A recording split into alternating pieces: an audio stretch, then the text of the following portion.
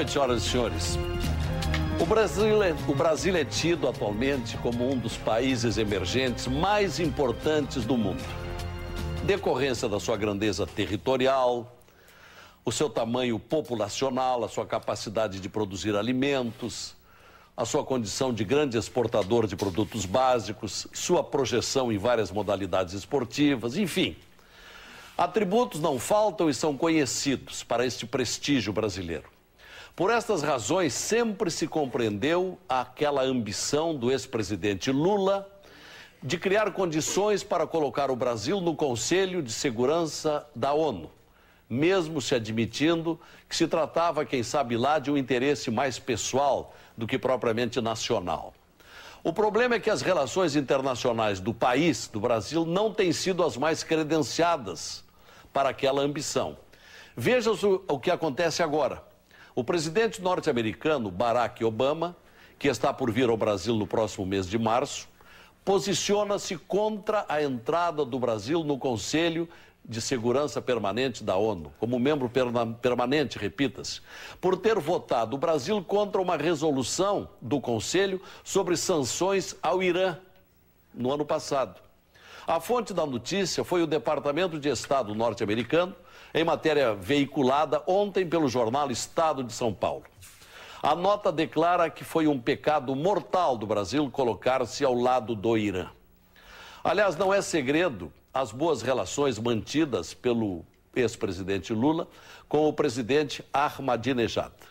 A questão é que não se sabe ainda agora que linha seguirá, por exemplo, a nova presidente Dilma Rousseff. Dentro de 2 semanas, o novo chanceler brasileiro, Antônio Patriota, visitará a secretária de Estado Hillary Clinton em Washington, quando haverá o primeiro diálogo dos dois países, com novos governos. Então, o Conversas Cruzadas de hoje quer debater isto, as relações internacionais do Brasil no presente momento, questionando em que medida interessa estar bem com os Estados Unidos ao Brasil, ou com atenções maiores aos países do Mercosul em geral, como parece estar sendo uma tendência da nova presidente. Acresce também indagar como o Brasil, como instituição, decidirá nos próximos dias o incômodo caso do ativista italiano Cesare Battisti, assim como a continuidade das relações com governos tidos como ditatoriais na América, como Venezuela e Cuba. Afinal, o Brasil tem de agradar alguém ou seguir uma política própria, independente das consequências nesses relacionamentos? Então, é o nosso tema de hoje.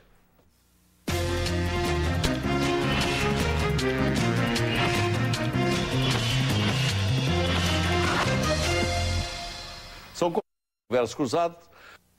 Arquiteto, escritor, articulista de Zero Hora, Percival Pugina, boa noite. Boa noite, Lazier, boa noite, doutor Lênin Streck, o deputado Vieira da Cunha, o professor André, os nossos telespectadores. Nós só estamos fazendo este debate, Lazier, no fundo, penso, porque houve uma mudança. Continuasse o Lula, talvez o assunto passasse batido ou se consideraria resolvido, porque a sua linha era conhecida.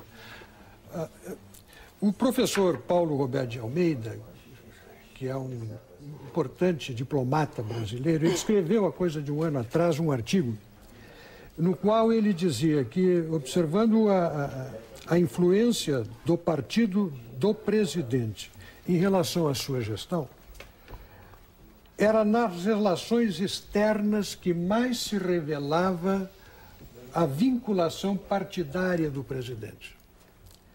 A influência do partido sobre o presidente pesava mais nas relações externas do Brasil. Quando eu vejo o presidente Lula, aliás, eu costumo fazer uma brincadeira dizendo que a grande vantagem que o Lula apresentou sobre o Fernando Henrique Cardoso é que o Fernando Henrique Cardoso prestava muita atenção e se deixava influenciar pelo que o PT dizia. E o Lula não dava a mínima. À exceção da política externa. De fato, na política externa havia ali uma ação direta do partido, tanto que ele tomou uma figura da política partidária e colocou como uma espécie de ministro auxiliar para orientar as suas relações internacionais. De mais a mais, o presidente Lula, ao longo do seu período de formação política, ele teve uma atividade externa importante, ao longo da qual ele esteve vinculado a setores da esquerda latino-americana e mundial muito fortemente. Então, ele trabalhou na política externa em cima destas suas relações de amizade, desses seus gostos, das afeições, quem sabe, que tenha estabelecido nesse período. Mas, comparando o presidente Lula com a ministra Dilma, eu diria que eles têm um ponto em comum, que é o gosto de exercer a autoridade. A partir daí, eles divergem em muitas coisas. O presidente Lula tinha um gosto pelo balacobaco da comunicação. A presidente Dilma não revela nenhum apetite nem talento para esse tipo de atividade. O presidente Lula andou muito mal acompanhado nas suas relações internacionais. A ministra Dilma não teve essa participação, até porque tardiamente entrou dentro do PT. A ministra Dilma tem um gosto pela gestão e o presidente Lula não tinha gosto pela gestão. Então eu vejo a presidente com um certo otimismo em relação a este particular. Eu acho que as coisas, se não vão melhorar muito, pelo menos piorar não vão. E é onde eu me torno assim, mais otimista em relação ao governo da presidente Dilma, embora me coloque numa posição de oposição responsável, né? Não sou do tipo que fica jogando casca de banana, né? O que apoia quem joga casca de banana no caminho de quem está governando. Eu acho que isso é uma péssima maneira de fazer política, embora ela tenha sido insistentemente praticada durante muitos anos no Brasil. O que eu percebo que pode acontecer na política externa brasileira? Esse tema é muito importante. Não se pode jogar nele com aquela liberalidade com que o Lula tratava, assim, meio como se o Brasil fosse uma coisa dele, né, do qual ele dispusesse da nação para os seus objetivos, os seus gostos pessoais, quem sabe até as suas expectativas para o futuro, tão logo tivesse saído da presidência da República.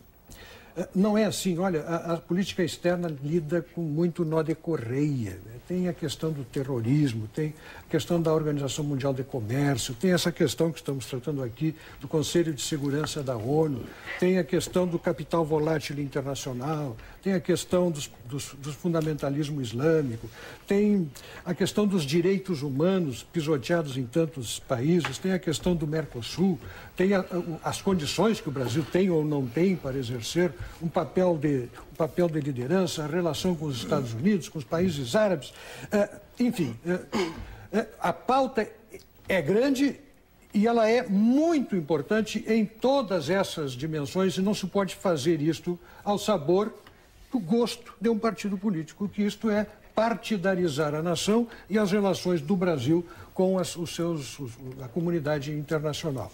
Eu vejo a ministra Dilma tendente a um comportamento superior àquele do presidente Lula em relação a esse particular, onde ele deu péssimas demonstrações. Aquilo que o presidente Lula fez na política interna, quando se juntou com algumas figuras deploráveis da política nacional e obteve um bom resultado disso, no sentido de compor a sua base parlamentar e ir levando as coisas, de certo modo ele tentou fazer na política internacional, se juntando a alguns dos maiores patifes do planeta, pessoas que desrespeitam os direitos humanos, né, com uma conduta nas suas relações externas extremamente deplorável, e isso está repercutindo na própria decisão do presidente dos Estados Unidos. Daqui a pouco vou lhe pedir para abrir o próximo bloco, depois do intervalo, agora vamos ouvir o professor André, mas é que eu vou lhe pedir que dê seguimento, Pugina, na sua perspectiva, em que medida a nova presidência,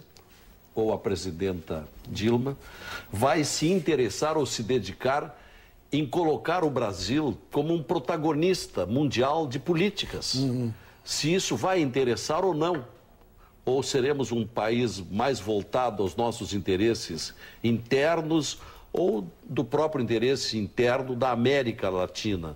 Não figurar internacionalmente num lugar que ele pode ambicionar perfeitamente. Então, esta é a questão. O que será que está articulando a presidente Dilma, na sua opinião, Percival Pugina?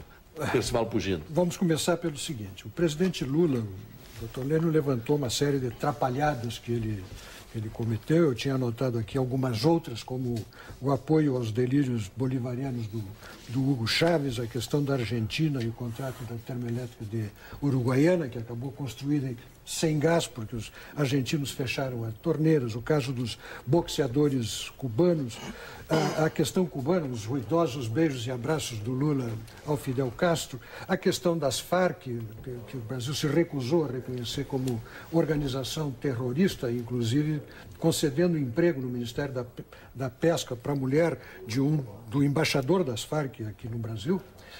Estas questões todas são grandes trapalhadas da nossa política internacional, esta e outras tantas. Mas também quero deixar claro que trapalhada em política internacional não é privilégio brasileiro, nem foi um privilégio do Lula. Os Estados Unidos nos ganham longe em matéria de trapalhadas na política internacional. Por quê? Porque têm e padecem deste mal do alinhamento automático. Quando alguém adota o alinhamento automático como estratégia política, seja interna, seja externamente, está condenado a produzir grandes atrapalhadas. Foi o que fez o presidente Lula, é o que faz os Estados Unidos, e é aquilo que nós aqui estamos esperando que a presidente Dilma não faça. Ou seja, respondendo à pergunta do programa, que ela mantenha uma posição de independência suficientemente inteligente para não perder o apoio, o diálogo e o entendimento com as grandes potências, porque a pauta internacional é grande, é importante e envolve as grandes potências. Então, este é um jogo muito importante de ser jogado. E aí eu tenho uma dúvida. Será que a presidente Dilma, que se revela, ao que se sabe, e ao que dizem aqueles que com ela conviveram, uma gestora qualificada, será que ela tem o mesmo apetite, o mesmo gosto e o mesmo talento para se conduzir como chefe de Estado? Será que ela terá aquela disposição para viajar que tinha o presidente Lula para fazer os seus balacubacos, mas tinha esta disposição de agir politicamente no exterior? Será que a presidente Dilma tem? Por enquanto, ela não está revelando isso. Se ela não fizer, quem o fará? Se for o ministro patriota, o encarregado de fazer esse trabalho, eu começo a botar um pé para trás, porque o perfil dele não é exatamente aquele que deve corresponder à política que nós estamos aqui pensando que o Brasil deva desempenhar.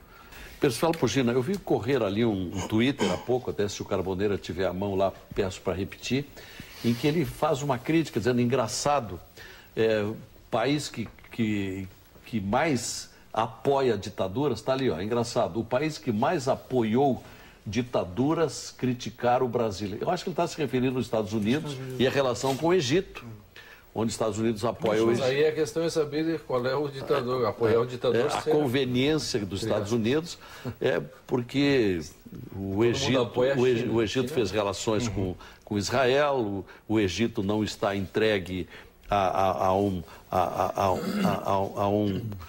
regime tirano, religioso, xiita, islâmico, né?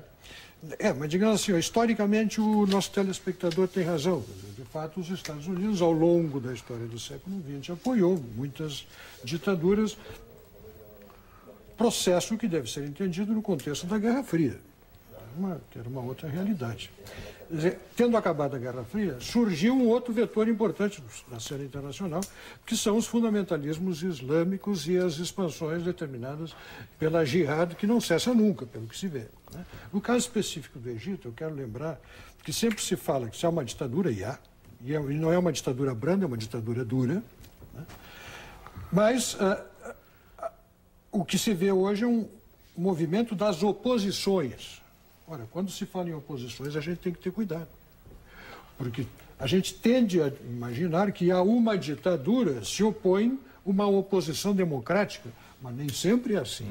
Na própria história do Brasil, havia uma oposição democrática que lutava no parlamento e havia uma oposição não democrática que pegou em armas para derrubar aquele regime e implantar um regime ditatorial ainda pior.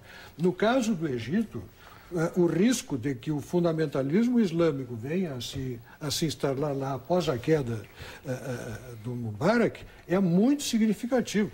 O Ahmadinejad está com as antenas em pé, está lá vibrando na expectativa do que pode acontecer. Então é uma situação complicada. Voltando ao Brasil. O presidente Lula, na minha avaliação, nas suas relações internacionais, ele confundiu, pensou fazer política do mesmo modo que ele faz internamente. Ora, a política internacional não é um concurso de popularidade. Não se conquista espaço na cena mundial, né, se comportando como um artista de televisão, como um grande cantor, ou como um ator de cinema, ou como uma top model. Não é por aí que alguém vai conseguir encontrar reconhecimento e aceitação na comunidade internacional. E nesse sentido, na minha avaliação, o Lula se conduziu muito mal ao se aproximar de algum, como digo, dos maiores. Não é ter relações com, é de fato aproximar-se, é não tomar nenhuma medida quando a comunidade internacional está tomando, ele toma a medida oposta. Isto é bem diferente de ter pluralidade de relações e multilateralismo. Eu espero que a presidente Dilma não se deixe influenciar pelo trabalho do último congresso do PT, quando fala de relações internacionais. Pelo amor de Deus, se a presidente for andar por ali, nós estamos muito mal arrumados. E para não deixar de citar uma última atrapalhada do presidente Lula, a compra dos aviões da França, que ele anunciou, que o assunto estava fechado, criou um baita mal-estar, numa sucessão... Mas talvez porque ele teria o apoio da França para entrar no Conselho. Sim, mas aí perdeu outros apoios de outros fornecedores. Mas a presidente adiou, não tratar desse assunto só no ano que vem. Não tem dinheiro para isso. Né? Perfeito.